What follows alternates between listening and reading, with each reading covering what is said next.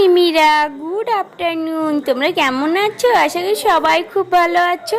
তো এতদিন শুধু গরম আর গরম বলেছো, তো এখন আর গরম নেই, কিন্তু ঠান্ডা চলে আসছে।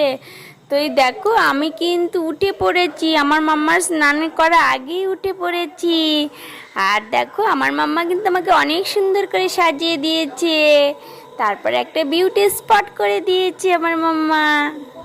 তোমাকে কেমন লাগছে একটু সবাই কিন্তু কমেন্ট করে জানিও।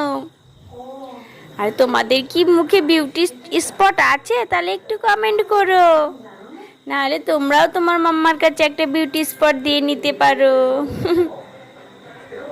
আর আমি কিন্তু কয়েকদিন পর ভাত খাবো মায়াপুর গিয়ে, সেটাও কিন্তু তোমাদের কাছে জানাবো, কবে খাচ্ছি আর কি ড্রেস নিচ্ছি সবই তোমাদের সাথে শেয়ার করব।